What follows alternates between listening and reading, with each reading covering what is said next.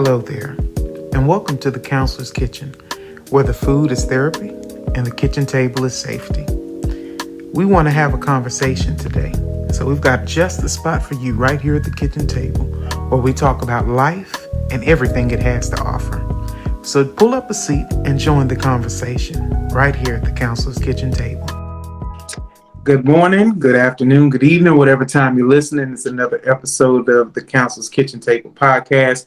I'm elated to have my guests with me on today. And ladies, this is, and gentlemen, this is one for the fellas. But like I say, it's one for everybody. So go ahead and tell them your name, introduce yourself, and anything you'd like to say.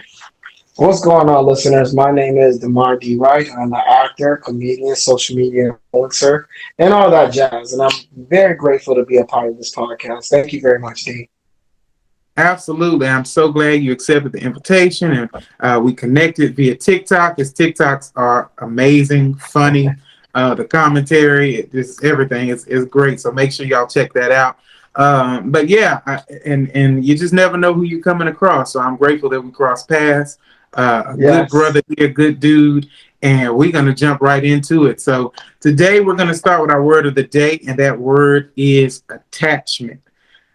So let's dive a little deeper in that word. We're going to talk definition, and the first definition says a feeling that binds one person to another person, thing, cause, or idea, likeness, devotion, or regard. The second definition says an emotional bond between an infant or toddler and a primary caregiver, a strong bond being vital for the child's normal behavior and social development.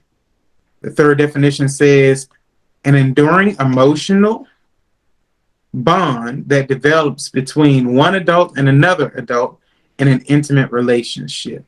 All right, so DeMarr, do you have any commentary on that word and definition? I do. That word and definition is very powerful, especially to us as human beings, because a lot of times we crave relationships. We crave connections, whether it's with our child or with, a partner. And a lot of those times the connections can be positive or negative. It just really depends on, how your relationship is with that person. Yeah, so that's a really good word. Absolutely.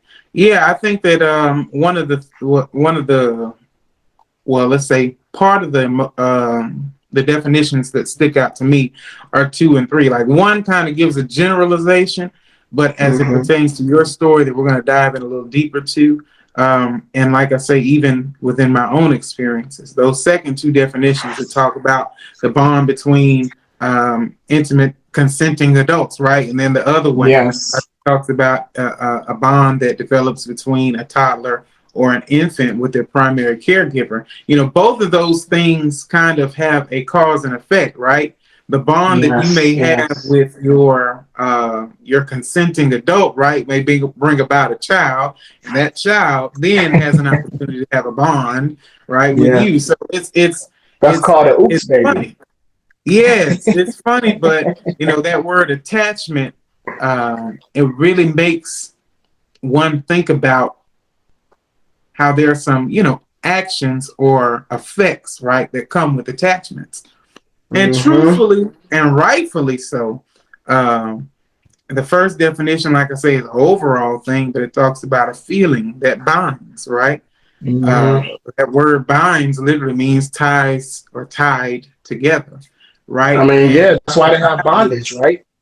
Yeah. The thing about it is you can't always help what you feel, but you can definitely help your feelings, right?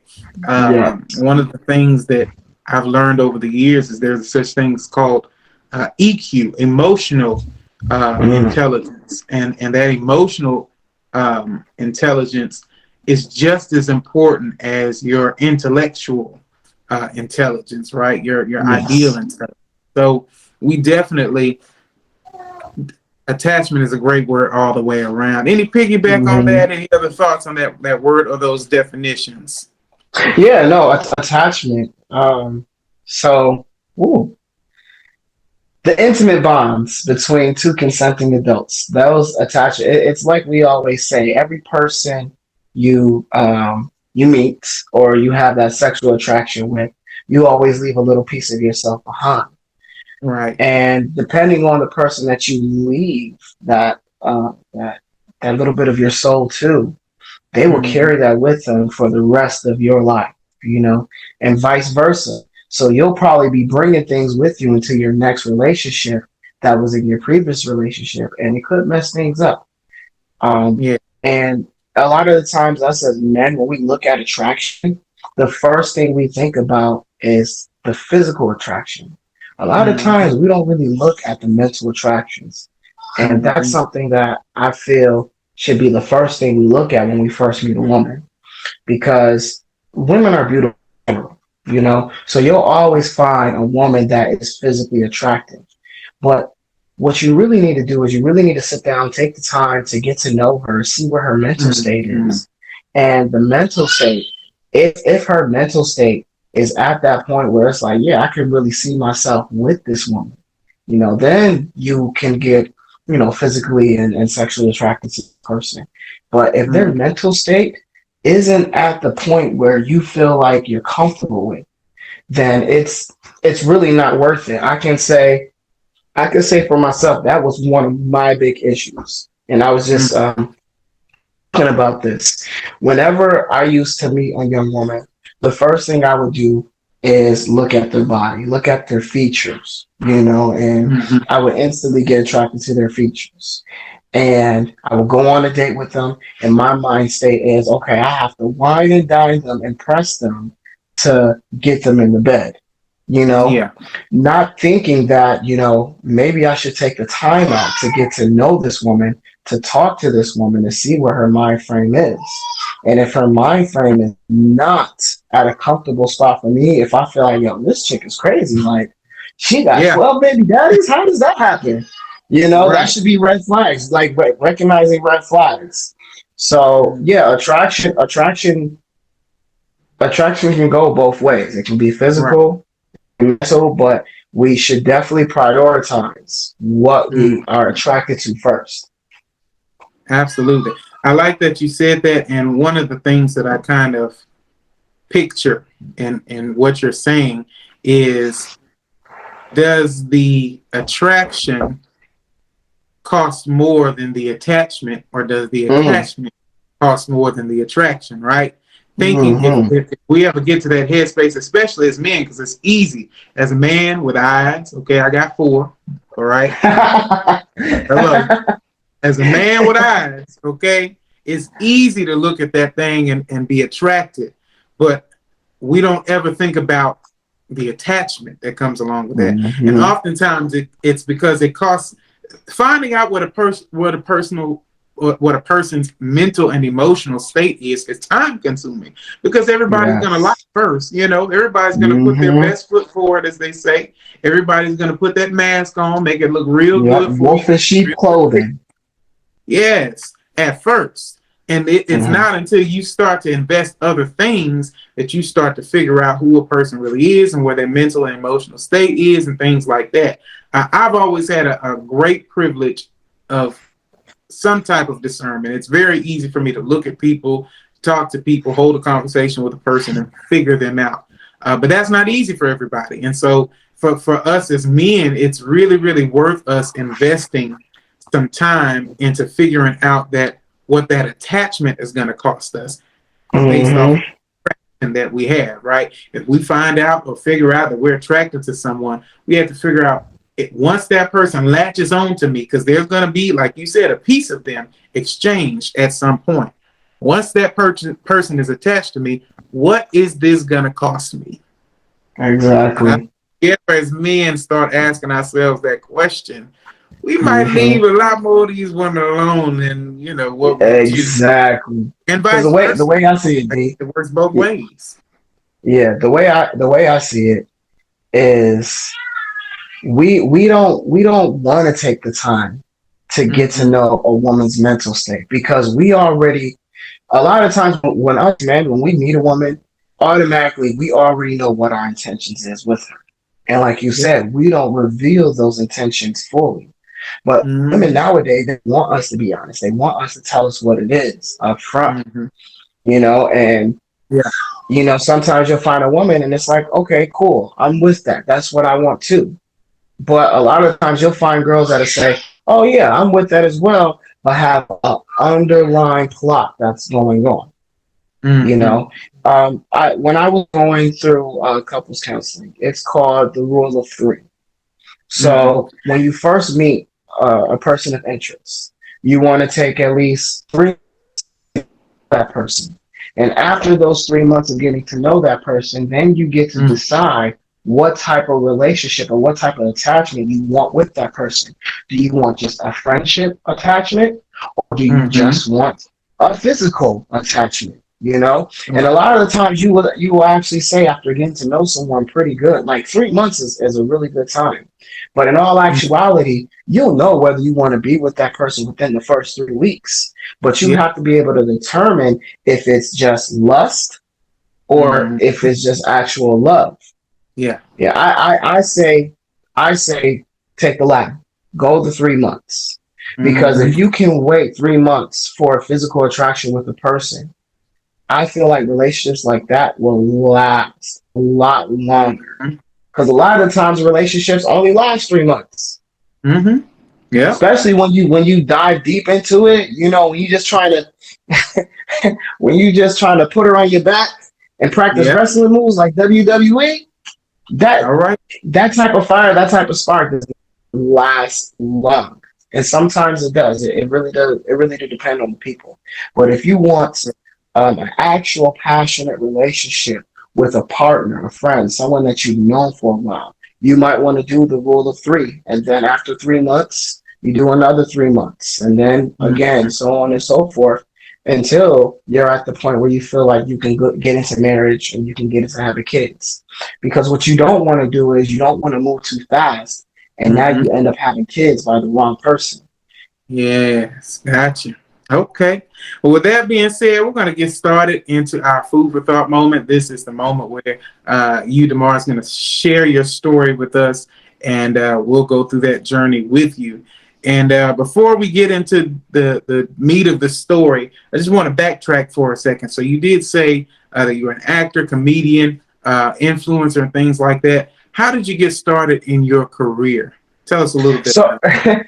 so it really all started back in high school. My English teacher, who I was really close with, she wanted me to join her theater club. Mm-hmm. And I was doing hood rat things with my hood rat friends. So Right. being in being in the theater club wasn't hood rat. Mhm. So it was my last year, and I was just like, you know what, screw it, it's my last year. Let me go ahead and do this. And the first show I ever did was theater was Bye Bye Birdie, Mhm. and I loved being on stage. Like the Mhm. crowd loved me. Like the first night, it was full. Like we Yeah. did 9 shows, and the first show was packed. But as the days went on, we got more and more people to come in just to see my act, just to see my bits, and I Mm. loved that. Then I got in touch with Dwayne Terry. He used to work with BET, Mhm. and I was the host of his show called Late Night Noise. And what we did was we would take young, rappers, singers, Mhm. musicians, actors, we bring them onto the show and allow them to express their talents in hopes Mhm. that, they will get signed by a record label, or, they will be their audition tape that's they submitted to NBC, really got looked at. And from there, I moved to Vegas and I joined Hollywood Access Inc. And I Mhm. was doing TV shows, commercials, movies. One of the Mhm. movies that I did is actually out on Amazon. It's called Scary. Mhm. And that was at the peak of my career. And that's basically how I got started. I really started from high school and I just followed along ever since. That's awesome. That's very awesome. And it's good that you started on a path. Sometimes we never know how something that seems silly to us or crazy to us might turn into something great. That's Exactly. that's preface in and of itself, especially to your story. And then sometimes something that seems so great and so wonderful, and the thing we want to do, the thing we're comfortable with, spending every day doing, just goofing around or whatever, that becomes, Second subpar. nature. Yeah. Absolutely. So that's a great way to start. And so we talk about attachment and that word and how it relates to your story. And I'm pretty sure if you haven't figured it out by now, especially by the title, right? We're talking about those attachments that we have one with another and how they create something good, and sometimes they create something bad, and from something bad comes something good, So let's talk a little bit more about that. How did you meet the mother of your children, and how did that relationship, kind of manifest itself pre-having children, before having children? So she was a crossroad demon, and I was trying to become famous. So I thought if I sold my soul to the devil, that would work. No, I'm joking. Uh-oh. No, but I met her on this internet dating site. It was Tagged. I think it was Tagged. And she was very attractive to me at first. Like, she looked good, the way her pictures were looking. So I thought, yeah, let me go ahead and meet her. And we were messaging each other for a while. I'd say like about a good 2 to 3 weeks. And, I was still messing with other women at the time too. And then eventually she was like, hey, look, the reason why I'm taking so long to meet you is because I'm actually pregnant. And I was like, okay, that don't make me no difference. That don't make me no never mind, pregnant or not. And I should have recognized that as a red flag, but I didn't. Like I said, I didn't care about that. I cared about the looks. So when I met her, she was, I want to say she was 6 months pregnant. She was 6 months pregnant when I met her. And she was cooking me food, giving me money. She wrote books, and I wanted to write my own book about the story of my life. And she had promises of helping me to write my book, helping to get it published, helping to get out there. And all of that, plus the acting and stuff that was going on in my life, I was like, yes, like, please, this is what I want to do. And again, my intentions with her was just to be a friend to her. Like, it wasn't anything more than that. And I was the type of person back then to tell you, hey, this is what it is and this is what it's going to be. But my actions were telling her a different story. Like, I was helping her go to her appointments. I was helping her other kids because she had 3 other kids.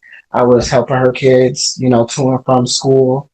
We would have like little dinner dates and stuff like that, and that was my fault in itself. Like, I told her what it was, but I was treating her as if she was a girlfriend or as if she was a partner. Right. And that's how we met. But so anyways, what happened when we met, she had the baby.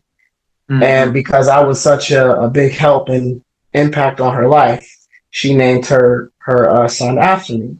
And I was like, that's dope. That's cool. I definitely appreciate it. But then, like, after all that had happened, you can see like a drastic decline in her behavior. Because again, I still had other women that I was messing with, other women that I was talking to, and things that she was doing, it started to irritate me. Like, she changed her Facebook profile to me. Mind you, me and this girl, we didn't take pictures. I didn't do stuff like that. Like, if I wanted to stay low key, if I wanted to remain in the position that I was, I'm not taking pictures of you and I'm not posting them. And she went on my page and was taking pictures from my page and posting them on her page, And again, I should have recognized that as a red flag, but didn't, And there was more stuff that she did.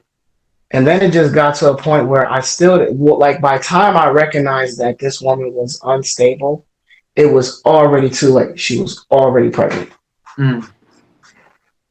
Gotcha.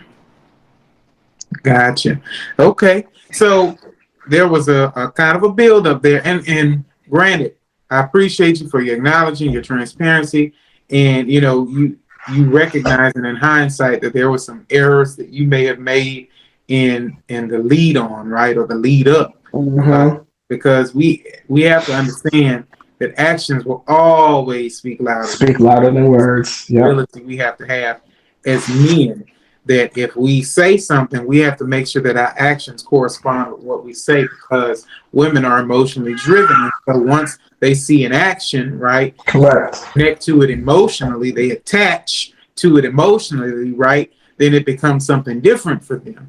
And another thing I do want to acknowledge too, this is just a side note, but plug in, is that men, when you're dealing with a woman who is carrying life, right, who's going through that pregnancy stage and things of that nature, there will always be some level of postpartum, because you have to realize that literally all of that attachment, right, all of that nurturing has now been released, right? That whole 9 months Mm-hmm. or however long attachment has been released, right? With that comes a full life.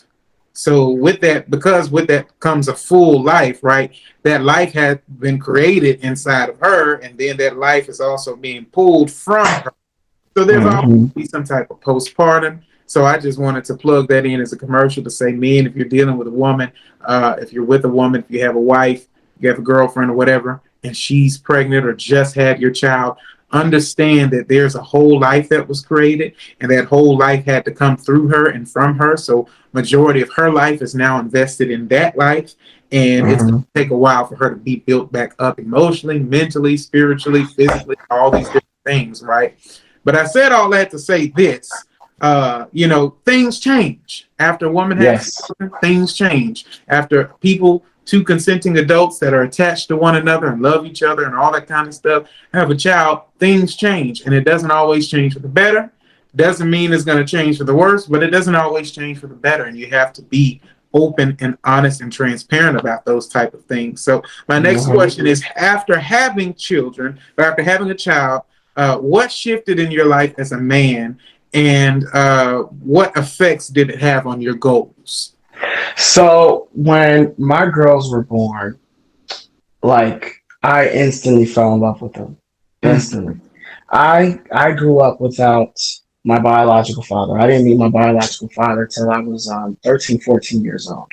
Oh, And then wow. my stepdad, who raised me, he died when I was 9. Mm. So a big chunk of my life, I grew up without my father. Right. And I said to myself, regardless of what me and her got going on, because like I said, she was doing a lot of out of pocket things. Mm-hmm. And, it does take two to tango. We already made the kids. I just let her know that, look, we're not going to be together. We're not going to be a couple. We're just going to co-parent. Mm-hmm. But in her mind, it was all of us or none of us.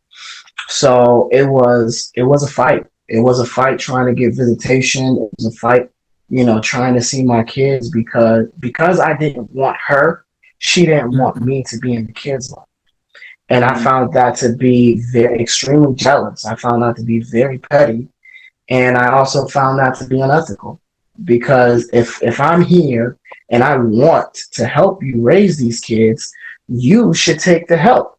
Because mind you, she had 3 other kids, well, Yeah. 4, and she had absolutely no help. She was doing all of that stuff on her own. So now you have someone that's willing to take 2 of them off your hands to Mm-hmm. relieve that stress, to relieve that pressure, and you have the gall to say no. Anyway, so I had to hire a lawyer. We had to go to court, and the judge gave me, like, we split the days. Like, Mm-hmm. I had the girls Monday through Sunday from 5 o'clock to 8 o'clock in the morning. So I basically had the majority of the night, and she had them in the morning. And that's how the Vegas laws work. Mm-hmm. We were doing that for a while, and eventually she tried to plead with me to say, look, I miss my kids. I want more time with the kids. Like, I promise you, if you lower your days, I'll take you off child support. Because that child support hit me for at least 975, 9 something. And I was like, that's ridiculous. What do these babies need? That's $900 a month, you know? And again, by going through the court process and being a father, like you have to have care for your kids. Like when you go out for auditions, you have to have someone to watch your kid while you're doing the auditions, right? And then say like you booked the role, you have to have somebody there to watch your kids as you're performing the role. But for me, going through this constant battle with their mom, I didn't have that. I didn't have the support from her. So when things between us started getting good, we went back to court, lowered my days to 3 days a week instead of Monday through Sunday. And I was like, all right, cool, we're good. So we can go ahead and take me off child support. This woman looked me bold in my eyes and said, you hurt me. I'm never taking you off child support. I was like, whoa, what? Wow. Where did that like it was like a switch popped off in her head. She went from being smiling and nice to conniving and evil in a just like that, snap of the finger, you know?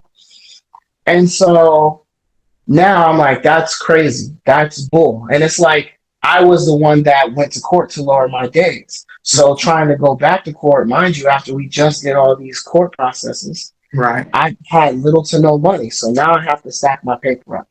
But guess what? Can't stack your paper up when majority of your paycheck is going to the kids. So I eventually had to stop acting. I eventually had to stop doing comedy and, you know, more so work to get my money up to go back to court. So she got the bright idea to just up and leave town without telling me anything. So boom, again, had to hire a lawyer, had to bring her back to Vegas. And I had told the courts, I said she can go wherever she wants, but the kids need to stay here. But the courts took that as me agreeing. And I told them, I was like, no, I never agreed to her leaving. I agreed to her leaving, but not with the kids. Right. So it was a lot of miscommunication there. So when we went back to court, they changed it to 3 months on, 3 months off. And mind you, while all this is going on, I have the kids for 6 months out of the year, still paying almost $900 in child support. And then she got spiteful and told child support that I was not paying. And I'm like, I was paying. Like, here are all the check stubs that I was giving her. But me not knowing, all that money was supposed to go to the child support agency, and they were supposed to distribute it to her. So even though she got that money from me, child support considered those as gifts and not actual payments. So it put me in the rears. But at first, she told them that I owed her $1,100,000. And I had a case manager, and I told the case manager, I was like, man, I was born at night, but not last night. So yeah. P gang, this child support order started in February. Here we are 6 months later. So if I'm ever in the rears of anything, it's a few $100s. It's not no doggone thousands of dollars. So she was like, well, these checks are basically gifts. These receipts are basically gifts. If you don't pay through the agency, you technically did not pay. Which, for the men that's out there, that is not entirely true. Bits and pieces of it is true, but you can fight that and get that recognized as a credit. You can get it recognized as a credit. So, but like buying gifts, like, you know, diapers and wipes, that don't count. But any type of cash you give your partner and you have the receipts for, you can go to child support court and get that recognized as a credit. So anyways, had the kids 3 months on, 3 months off, still paying her child support. So she eventually told me that she wanted to become a flight attendant, and she had to go to training. And every time I would drop the kids off, the kids would be at her mom's.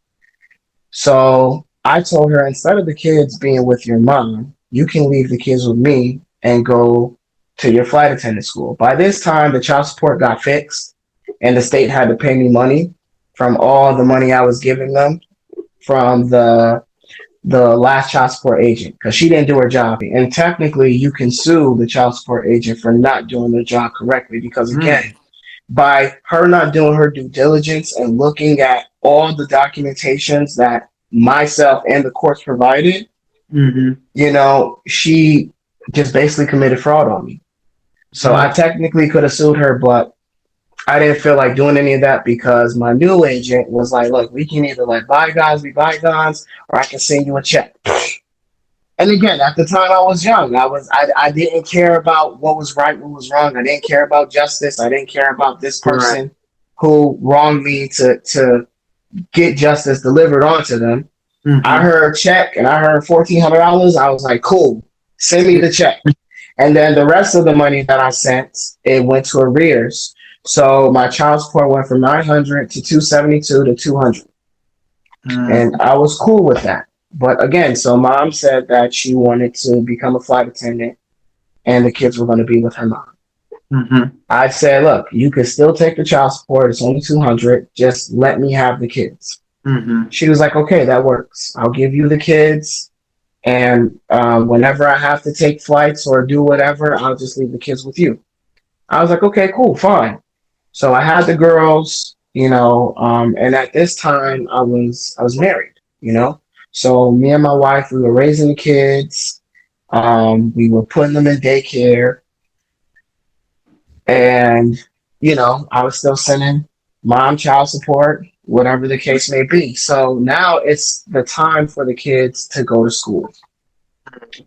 And again, to answer your question, a lot of things has happened to the point where I basically stopped acting. I was at the highlight of my career, and when my kids came in my life, and their mother really wasn't taking care of them. Mm-hmm. Like 9 times out of 10, when I have to choose between acting and my children, if I don't have any type of care for them, I'm always going to choose them. Yeah. So I'm gonna sum up this last bit. And, me and my wife, when she was helping me take care of the kids, but again, like my ex-wife at the time, like she was a red flag in her own, Mm-hmm. because if I truly had the help, I would have still been able to do the acting, Right. but I couldn't. I still had to work. I still had to pay all the bills, and I still had to come home and cook and clean. Mm-hmm. Mind you, my wife or ex-wife or ex-wife now, or my wife at the time was at home with the kids. Mm-hmm. And it's like, okay, the kids take naps. What are you doing? I took a nap with them. Okay, so you just decided that I'm just going to go ahead and sleep the rest of the day. But again, to answer your question, once I had the kids in my life, I did a complete 180. So my concentration went from acting, Mm-hmm. book, to diapers, wipes, food, Mm. car seats. Yeah, that's real. Right. Yeah, Real life. yeah. And that's very noble. Like I say, it's oftentimes we don't realize uh, the consequences of our attachments, right? With that in mind, when you have a baby, you're responsible for taking care of that baby. Whether you choose to or not, there's still some consequences associated within the confines of that choice. If you choose to take care of Mm-hmm. your child, there's consequences. You're going to put things on the back burner. There's sacrifices that have to be made. And if you choose not to take care of your children, there's still consequences. There's still sacrifices. There's still other things that happen. And either way, there's going to be consequences, right? But Yeah, having children are a blessing, right? And they are our number one priority when it is that we create them. And so always. noble of you to make that sacrifice. And so with that being said, what are some instances? I know you talked about having been married and just kind of transitioning into a new relationship, being married, and then having your kids with you, and that kind of, in your marriage, you still Mm-hmm. the help that you needed, right? So at some point, you became single. So at the point of being a single father, what are some instances where being a single father was difficult, and how did you overcome and evolve in being that single father, stepping up to solo raise your kids? So what happened was my ex-wife and I we were having a baby. We were expecting a child. Mm-hmm. And at that point in our relationship, she told me that she wasn't happy and that she wanted to leave. Mm-hmm. And I respected that choice. I was like, all right, cool. That's fine by me. I'm sorry. And let's just be co-parents. So I had to move, not just my wife or wife at the time, I had to move myself and my children too, because, I went from being in Vegas to moving to Cali. And then when I moved to Cali, I took it upon myself to start acting again, to where I did the movie with Marcus Pullum and Snoop Mm-hmm. from The Wire, Felicia. Yeah. And that movie's called Secrets, when tables turn. Mm-hmm. And again, I was at the highlight, not the highlight. I was again trying to get back into the swing of Building things, it and up. then yeah, boom, made a Mm-hmm. big movie role. And now here it is. I made a big movie role, but now I'm in the process of getting a divorce. So as I moved my ex-wife, I had to move my children. So we had to drive all the way from California to New York. And, getting to New York, I really could not count on my family to help me watch the kids. Mm-hmm. Um, and then mom didn't want them to go to school, so I'm still dealing. I'm dealing with trying to put the kids in school, dealing with the divorce. Now mom comes back into the life and is like, I never told you to sign me up for school and blah blah blah blah. That wasn't the deal that we had. And I was explaining to her that, look, our kids need to go to school. You're starting your career. I'm already in a career, but our kids need school. They need the support. They need the education. And it's Yes. like, I don't understand what the problem is. I'm keeping you involved. Well, come to find out, what she was doing was all the child support money that I was giving her, where she quote unquote was doing a flight attendant training. She wasn't doing flight attendant training. She was promoting her new book that she wrote.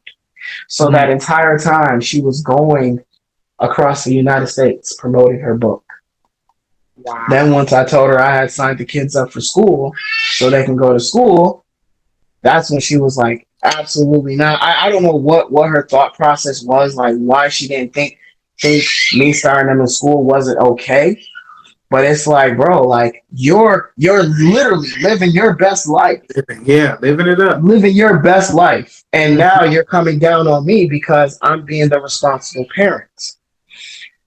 So again, what made it hard being a single father is a lot of the times, like when you're a single mom, it's hard. But at Mm-hmm. least when you're a single mom, you get subsistence support, you get support of family members, you get support of everybody. But as a single father, they look at you and they're like, well, why don't you have a job? Why do you need subsistence programs? Why do you need this? Why do you need that? Oh, you're making this much. Oh, you have a degree. You can do this. Like there were so many barriers that I had to break, but versus if I was a woman, they'd be like, oh, here you go, ma'am. Oh, here's this. Oh, we need you to sign right here.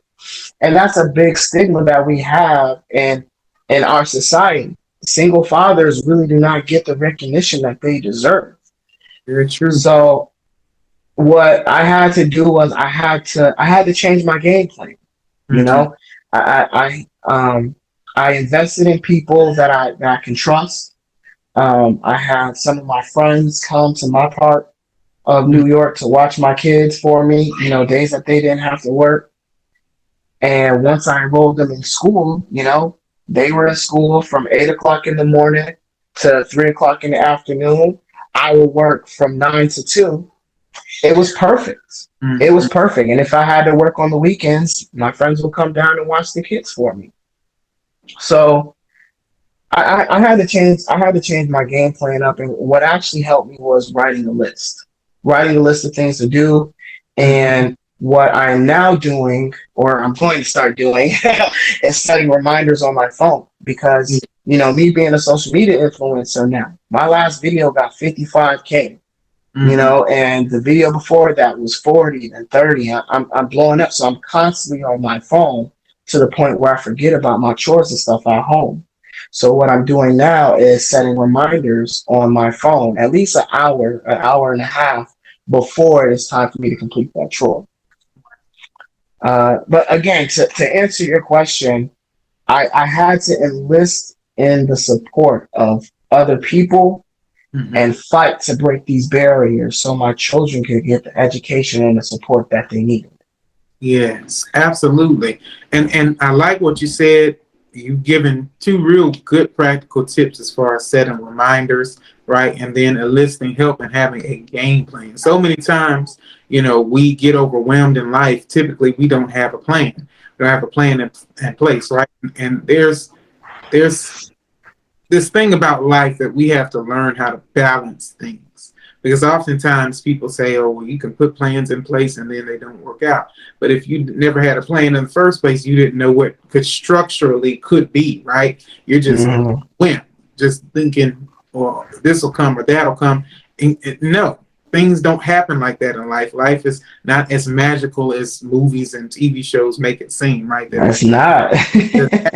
Snap of a finger. No, you have to have plans. And so you talked about, I had a plan. I had to reconstruct my plans, but I had a plan, and that's good that you stuck with your plan. And then talking about the reminders, that's very good. It's so easy. It's so much easier for ladies to juggle so many things in their head, right? And this and that, and got to do grocery shopping. And for men, it's like we're very directional. Once we're moving direction, it goes, and so it's hard to kind of take so many things coming from so many different directions, right? But very good ideals that are real practical for men listening. And then on top of that, I want to speak to the truth of what you said. Being a single parent, mother or father, is hard, period, right? Yes. There are some things that you have to face alone, and there's some things that you have to endure alone as a single mother, as a single father, doesn't matter. But yeah, I can definitely vouch for this myself, and to the truth of what you're saying about men not getting the assistance from the government, from other entities and agencies that are designed to help single parenting. The men just don't get it, and they really question a lot of what men say, and the status of men being single parent is just such a bad stigma that for men, even like WIC, I don't know any man on WIC. I just don't at all. And other things like that, things that are designed for the benefit of children, especially for the benefit of either low income or just single parent homes. They say single parent, but mothers have so much more access to things that are available for children than fathers do. And it's unfortunate. It's definitely a stigma that must change, especially in our country, because there are very many single fathers as there are single mothers, especially in this country. We just don't get represented well. And the media, and public, and just everywhere. Men don't get represented well for being single fathers, and it's unfortunate. But with that being said, I appreciate you disclosing or discussing that portion where you say you had a plan in place, because again, it's so important as men. We have to be able to create the plan. This is how I always say it: plan your work, then work your plan. Yeah, that's it. It's not easy, but it's simple.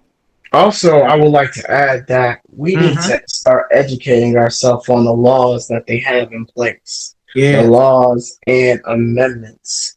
Because another thing that I want to discuss is, eventually, I had a big battle with my kids' mom with them going to school, right? And while they were in school, she came out here to New York and she signed them out of school. And she was telling everyone that I was, assaulting the children. And, she signed them out of school, was telling the police and CPS and everyone that I was assaulting the children. So I went down to CPS, I went down to the police station, gave my statements, and then we ended up going to court to where she didn't show up. And CPS is like, where are you? Like, you're saying that he's hurting these children, he's doing these things to the children, and you're not showing up to court. Her response was, I have them. What do I need to go to court for now? And a lot of that whole process that I went through trying to find her and trying to get her to go to court, it's not like it is on TV. If you get summoned to court, that's all it is. It's summoning you to court. If you don't show up, they don't proceed at all. And it can either work out in your benefit or it can hurt you. For me, it was working in my benefit, but it was hurting me at the same time because now my kids are gone. And because of the child support order that we had in place, she was running with the kids, still receiving the child support to fund her run. And then even after I got the kids back and I got full custody of the kids, I still had to give money to the child support agency because even though the courts gave me full custody, they never relinquished me from my obligation from paying child support. It's all about those fine prints. It's all about those fine lines. So whenever you go to court and you're put on child support, it has to be very specific verbiage in that court order to relinquish you. Because because a lot of us men would be like, okay, 18 years. No, that is not true. If you are in the rears, you still have to pay, even if your child gets married or whatever the case may be. You will still have to pay. I know a gentleman who he wasn't in the rears. His daughter got married, but was still living with mom. You know, the husband and the child were still living with mom, and he still had to pay child support. And he was like, "Why do I have to pay child support? Because my child is now at the age, you guys can see that she's at the age." They told him that he has to go to court to get the judge to sign off on him not paying child support. It doesn't happen automatically. But if he had the verbiage in there that stated once his child turns 18, he is no longer going to pay child support. Like, you know what I'm saying? Yeah.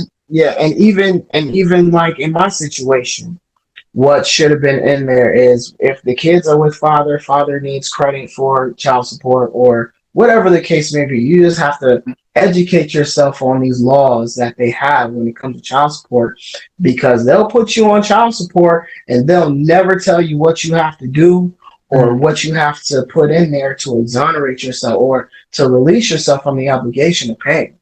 Wow. So men, when you're listening, please educate yourself on the laws that they have, the child laws and the child support laws. Absolutely. That's very important. Education is key. And like we were discussing, that word attachment is very, very crucial that we understand what that attraction is going to cost us in attachment. And it's very, very true. Wow. I like to say, don't let a $13 sundress cost you $100,000 in child support. Okay. That's the word right there. That tail ain't worth it. Yeah, that's the word right there. So my next question says, what are the mental and emotional effects of being attached to the wrong person, right? That wrong person in your experience? So again, when I like to say I fell into a Goldilocks relationship. So with my kid's mom, that was hot. That was my hot porridge. That was toxic. You know what I'm saying? And once I said I couldn't suffer burning my tongue or suffer being in a relationship with like that, I went on to my wife, which was my cold bowl of porridge, you know? So when you go for something extremely hot to something extremely cold, you can eat some cold stuff after it's been heated for so long and now it's like it's cold. You can eat through it, but it's still not enjoyable. It's not enjoyable. And now the relationship that I'm in now is just like my last name, Wright. You know, like my partner has helped me through a lot of my depression, my anger, because everything I was going through with my kid's mom, like she legit, she put my patience to the test. She tested my morals. She tested everything about me. And I Mm-hmm. did things that I didn't think I was capable of. You know what I'm saying? I didn't think that I would do any of these things. Right. Same with my ex-wife. Like both of these people that I was with, they tested my resolve of being not just a father, but being a man. Yeah. Because my like I said before, my main goal was to make sure these kids were good. But Mm-hmm. now I'm faced with people who are making sure that the kids are not good to hurt me. That is mentally and physically draining. My weight fluctuated. My anger was high. Like I would sneeze and someone would not tell me God bless you. I would instantaneously get an attitude. Mm. Um, just going through all that stuff was tragic. And then, I found someone that treated me like the king that I am, that I deserve to be.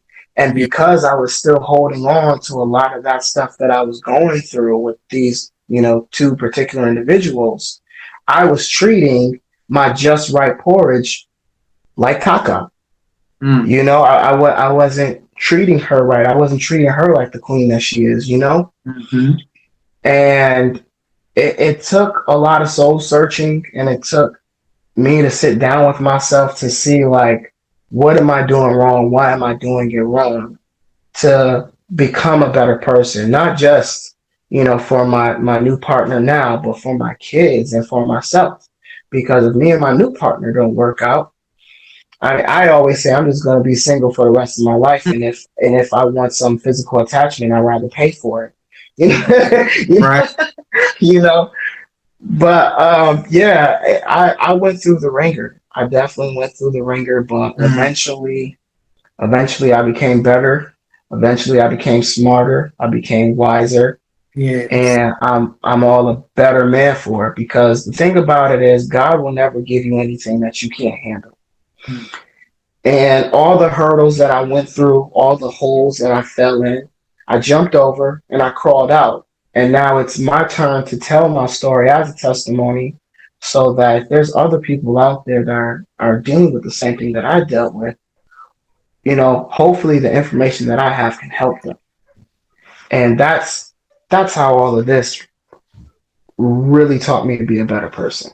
Yes, and that is absolutely correct. In my episode Man Up, where I talked to my brother Michael Gonzalez, we discovered and we kind of talked about that God giving you favor when you find the right woman. And even the misconstruing that scripture for so long, people think that that the woman brings you favor when you find the right woman. No, God gives you favor Hmm. when you have the right woman. That's literally what the scripture says. So Hmm. it's good that you found that right woman, and favor and benefit is now added from it. Not simply because she's in the picture, but because God allowed you the right process to find Yeah. that. And now that he's got the right woman, the right attachment, right, to you, Hmm. then there's other things that come along with it that he then gives you. So that's awesome. Yeah. So my next question is, what had to take place in your life for you to begin the journey of restoration, and how has that changed your life? So when I was attached to the wrong people, Mm-hmm. a lot of things went bad for me, or not bad. I was tested. Like when Right. I was with my kid's mom, again, I was at the highlights of my career, and by having her a part of my life, she was that anchor that was dragging me down. Mm-hmm. Even though I broke that chain, all I did was just attach a bigger anchor to me with my ex-wife. And yes, when I was with my ex-wife, I did another movie, Mm-hmm. but then that was it. That was it. It wasn't until I got with my current partner that I got two commercials, Mm-hmm. and I got all the followers on Instagram. Mm-hmm. I got all this recognition. You know what I'm saying? Like when you're with the right person, when you're with someone that adds to your life, Mm-hmm. it makes you that much of a better person. It makes you that much more concentrated. It makes you that much devoted. Because with the person that I'm with now, I don't have to worry if my kids ate. I don't have to worry if my kids took a bath. I come home from work and I get them off the bus. Dinner's already made. The house is already clean. You know? So all I have to do is sit down with my children and do the homework with them. And then my partner's not going to let me do that by myself. My partner's going to come in and help me do the Wow. homework with the children. You know, so to answer your question, I have an amazing partner helping me through all of this. And because of that, it's given me the motivation to work on myself, to be a better father, to Yeah. be a better boyfriend, to be a better man, just overall be better and do better. Mhm. Absolutely. And overall, it's been said, but I think that we can really drive it home that the different attachment makes the difference, you know, and that's encouragement for men and women listening. That, you know, you shouldn't be so focused on the father of your children, the mother of your children so heavily. You're going to miss out on other opportunities and other You're blessings. blocking your blessings. Yeah. Yes. Be blessed by someone who genuinely God has placed in your life for good things, right? Mm-hmm. And like I say, granted, our children are blessings, right? Good things come from having children, you know, no doubt about it. But, you know, as far as our attachment, what it is that we're attached to, what we're locked in, we're tied to, that ought to bring us some good things, right? And there's definitely differences between them all. So with that in mind, I have my next question. What are your new expectations in life as you're in this comeback journey, and how are you pivoting in your focus? So my expectations for 2022 is I want to keep this momentum that I have. Mm-hmm. I wanted to keep going. You know, like again, I booked two commercials, one for a hospital and one for Las Vegas casinos. Mm-hmm. And both of these commercials are going to be using my face for a number of years. So I want to take that and I want to take, you know, the podcast interviews. I want to take my Instagram skits. I want to build a YouTube page. I just want to consistently keep building. So eventually I'm on the big screen with Kevin Hart or Will Smith, Mm-hmm. you know, Will Ferrell. You know, just that's my main goal is to keep this momentum that I have going to Mm-hmm. become a celebrity because I'm already an actor. We're just gonna throw that out there. I'm already an actor. I already have the training. I already have the credentials. But I want to be a celebrity now at this point. I want to get a SAG card. Mm-hmm. I want to go back. I want to go back to BET, but I don't want to. I don't want to be in BET as an extra anymore. You know, I forgot to mention that I used to work with BET for the Soul Train Awards. You know, I was an extra for the sets. I worked with Erica Badu for 3 years, who was a lovely lady. And the last time I did the Soul Train Awards is when Tasha and I can't remember her name. The dark skin one that was on Everyone Hates Chris. Oh, Tashina and Tashina, yes, Tasha and Tashina, yeah. That was the last time I did the Soul Train Awards. mm-hmm. And but again, like I said, I don't want to be behind the scenes anymore. Yeah. I want to be in front of the camera. So those are my goals. Those are my expectations. Mm-hmm. But I say all this to also say it is up to me to continue it. Because I can say I hope, I wish, I want to, but it's are you is the real question. Mm-hmm. Yep, like I said before, plan your work and work your plan. That's what we have to do. And so we're at the quote portion of our show. And I'm going to read a quote, and I think it's just so befitting. So let's talk about it. I read a quote that changed my life, and it said, being a good father is not easy, but being a fatherless child is the difference between direction and detriment. What do you think of that quote, DeMarr? Our children are the future. Mm-hmm. But with that being said, they need direction towards the future. They need direction towards a brighter day. Yeah. So you can't just say the children are our future, but you don't raise them to become the future. That's good. That's good. I like that. What I see in this quote here is a comparison, right? You have two parallel things Hmm. heading in the same direction, two parallels. Anybody don't know what a parallel line is, or two lines stacked on? So there's some people that don't know. Two lines stacked on top of each That's other, the Bronx Public School. same That's what direction. I'm gonna say. They're never touching, right? And so you have two parallels going on here, right? Multiverse, if you will, whatever you want to call it. The point of the matter is you have two trajectories going in the same direction, but they will never ever touch. And what's being exposed here is that there's two things being compared: a fatherless child and a child with a father in their life, right? And the difference is direction and detriment. They're both headed for the same direction, or the same trajectory, which is the future, right? So the quote starts off, and you talk about it, our children being our future. They're both headed for the future.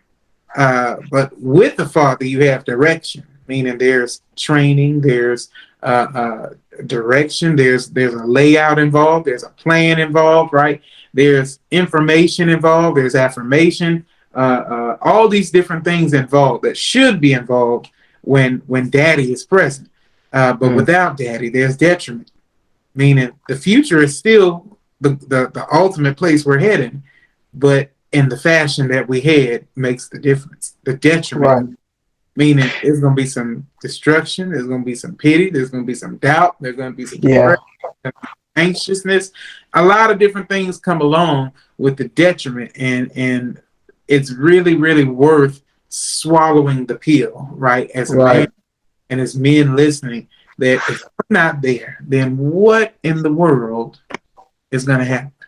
And I want to add, when we say daddy, it doesn't always have to be the biological daddy.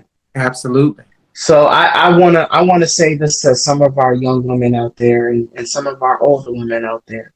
Just because he's a biological father does not mean he is a father. Absolutely. Absolutely. That's real. That's my own experience. I've experienced that for myself. Many people know. I've said it in previous and future episodes to come.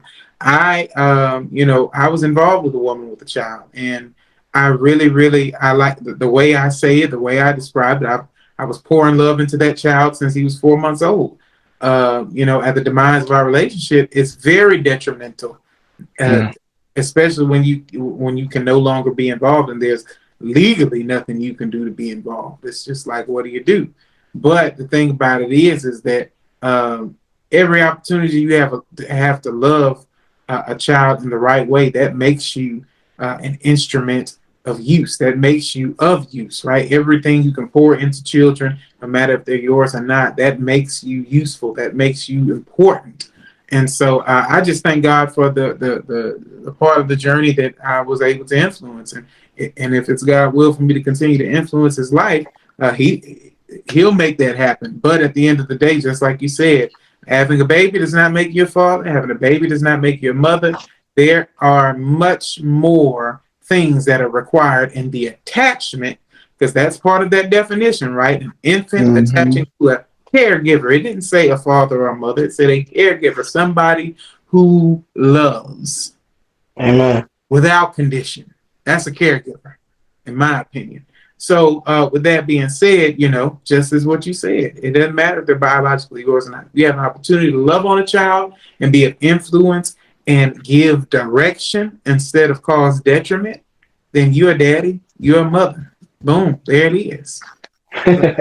That I love that so much. Any last words you have before we step into our takeaway portion? I would like everyone who is listening to follow my Instagram page. It is Absolutely. I am DeMarr D Wright.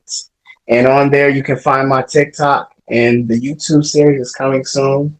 I just want to say shout out to the Counselor's Kitchen.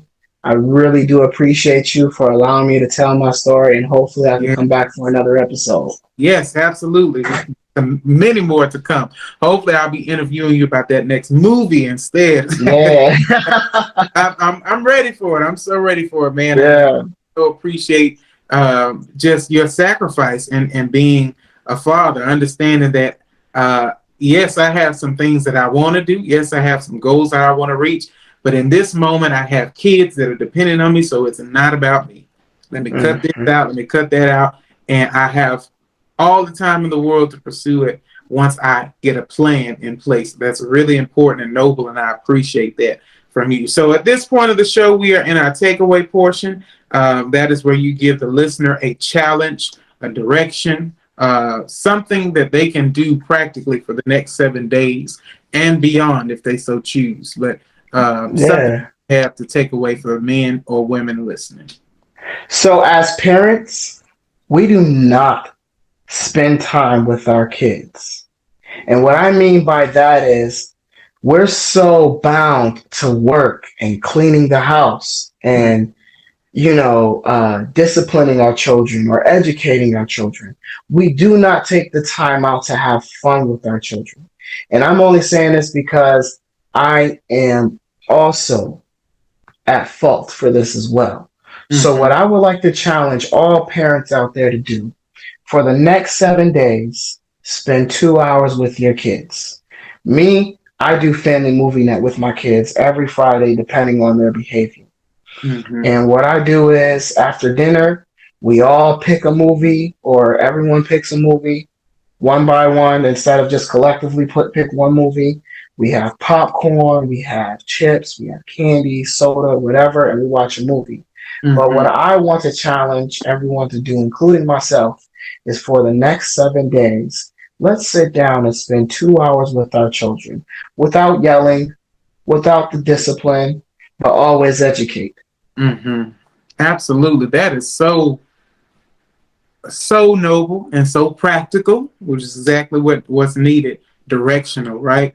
I want to encourage all fathers, specifically, but parents in general. Remember that your responsibility is to train. And so with that being said, training requires some hands-on activity. Training requires you to be present. Training requires participation.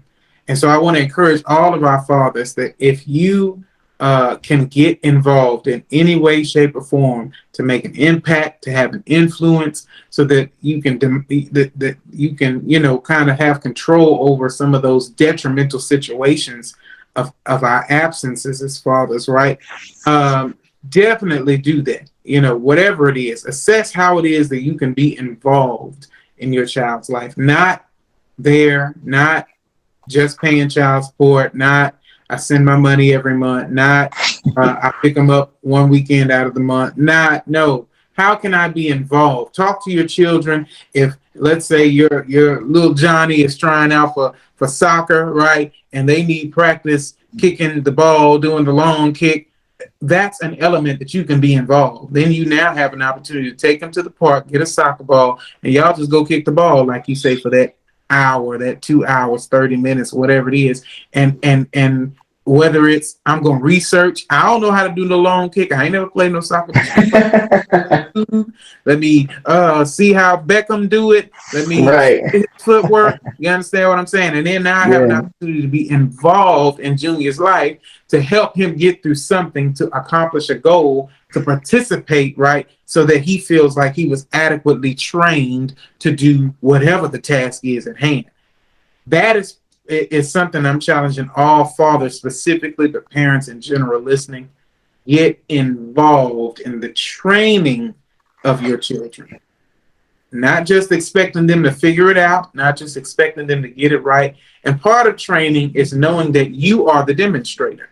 So whatever you demonstrate is what they're going to give you in return. If you don't like the emotional tantrums and all that kind of stuff, you have to check what you demonstrated. You don't like the craziness and the